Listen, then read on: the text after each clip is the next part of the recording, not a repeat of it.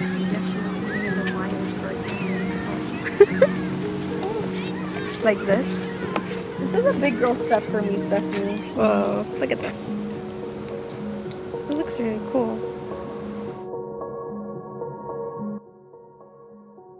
Hello everyone and welcome to this video. Today I thought I'd talk about my relationship with creativity this summer and I guess creativity in general. Today I have notes, so this is serious. If you see me looking down, that is why, and I guess I'll just start.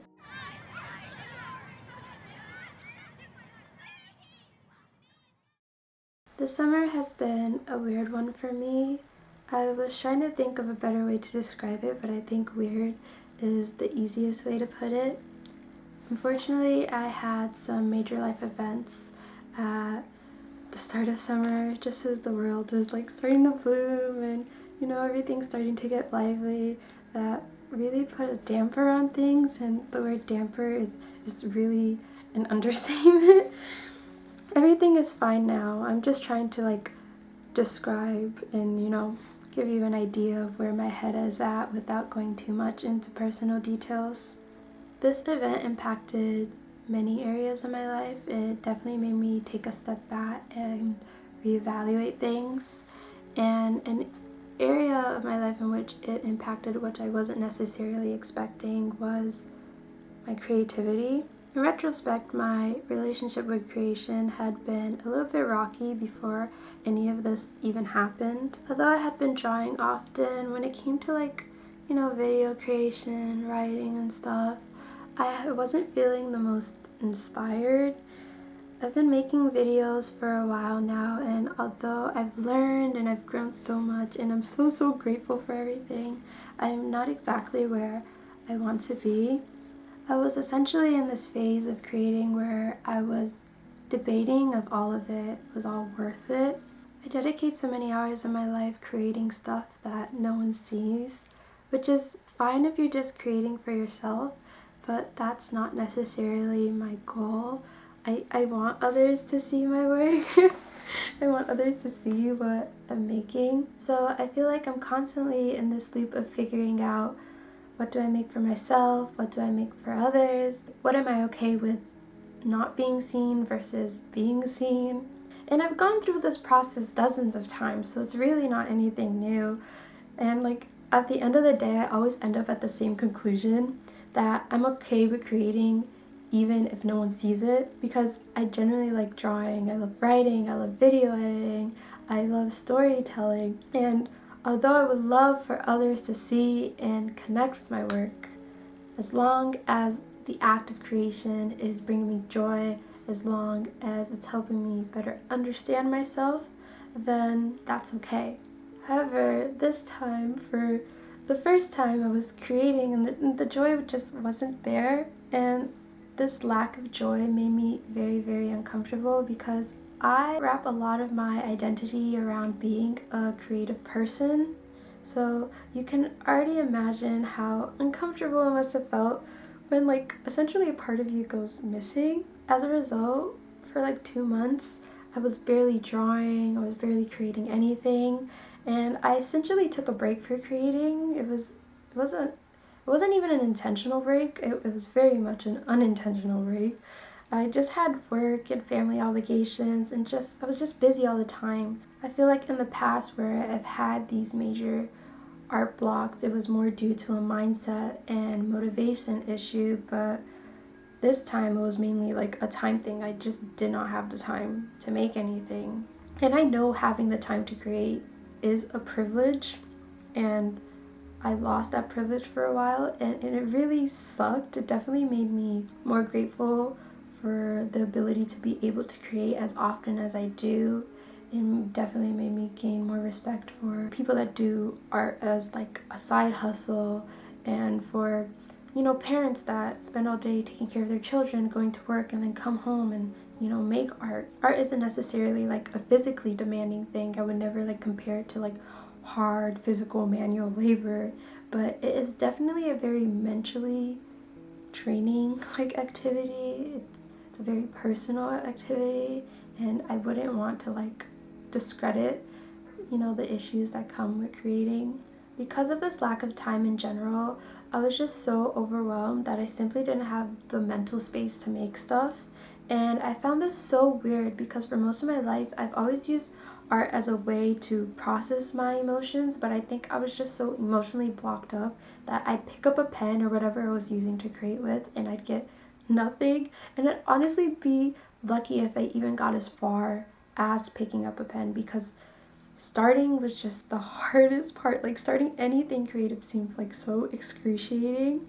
And I feel like I spent most of the summer just trying to start things. Like, they really are not lying when they say starting is the hardest part. I started this year with very high creativity levels, but as time went on, I lost momentum and priorities changed and just life happened in general. I'm just very lucky that I'm at the point in my art journey where I've managed to build a lot of habits that allow me to create as easily and consistently as I do. I journal a lot, and I think reflection is a very important part of creating. I don't necessarily mean reflecting on your art specifically. I mean reflecting on your life in general. If you reflect on your life and you are processing your emotions regularly, it frees up a lot of mental space. It gives you a lot of mental clarity, which in turn makes it a lot easier to create in the long run. I feel like I owe a lot of my consistency to journaling and reflecting. During this period of my life, during this summer specifically, my drawing and creativity time went down a lot, but I feel like my journaling time increased a lot. And I feel like journaling is the main reason why I was able to get back into the swing of creating again as quickly as I was able to. Although I didn't create as much as I would like this summer, I found myself subconsciously looking for creativity in my daily life. Creativity showed up in ways that I didn't necessarily expect, or I hadn't turned into a habit into my life, whether it be cooking or sewing or reading. I was just constantly trying to find bursts of inspirations and just doing things that kind of make me feel like myself again. I feel like when you're in a creative block, it's just good to do things like, spending time alone, which allows you to reflect and decompress, or maybe it's the opposite and you can hang out with friends, and specifically friends that energize you, friends that make you feel good, the friends that help you get out of your head a little bit. It could be going somewhere new to break up the monotony of things, add a little bit of novelty into your life, spice it up a little bit. Or it could be something as simple as connecting with nature. And I mean that in the broadest of terms. I don't necessarily mean going camping, hiking, going to the woods. It could be something as simple as just taking a walk outside, feeling the air on your skin, feeling wind, hearing the sounds of, your natural environment. It's very easy to feel cooped in, and boxed in when you are indoors surrounded by walls. And when you're outside, it helps you remind you that you are a small part of a much bigger world, which although might sound scary, it could also be a very comforting thing.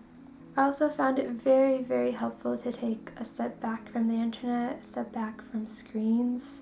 And when you do feel better again, it is okay to, re-engage with, the online world. But when you re-engage, make sure you do so with things that inspire you. There's no need to cut out screens entirely. It's really hard to do so in this day and age anyways. It's just that when you are online, just make sure that you're being intentional with the things that you consume. So making sure that the things that you interact with online are things that give you value, things that make you feel better, things that don't feel, mindless.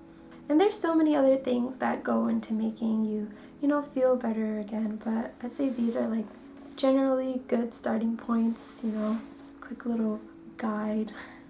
I guess what I'm trying to say is that creativity isn't linear, and although that's not what you probably want to hear, it's the truth.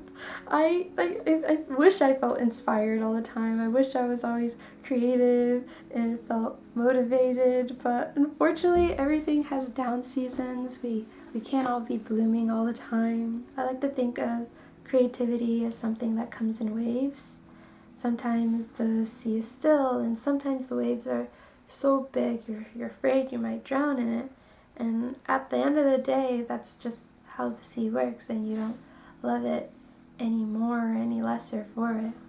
I started this year with high creativity levels, and it dipped to a very big low, but I could feel the levels rising again. I could feel the waves getting bigger.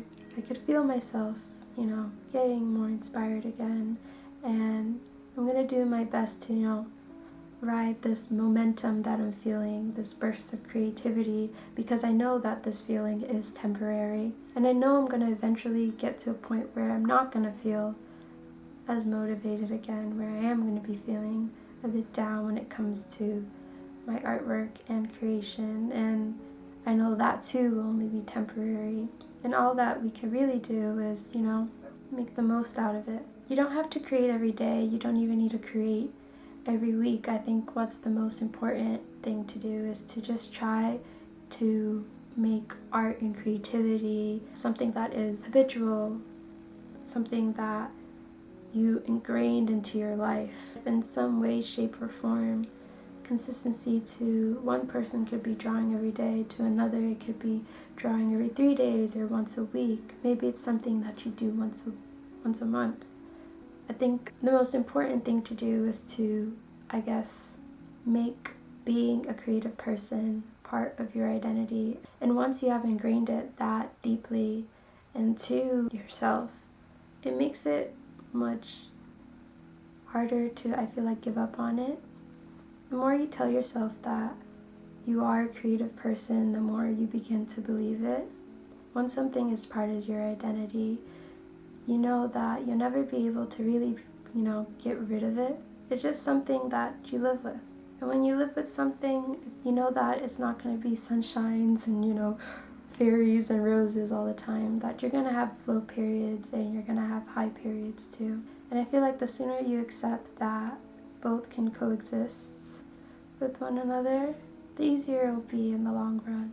But yeah, that's all I have to say for now. I really hope I made sense. I feel like I was rambling for a little bit.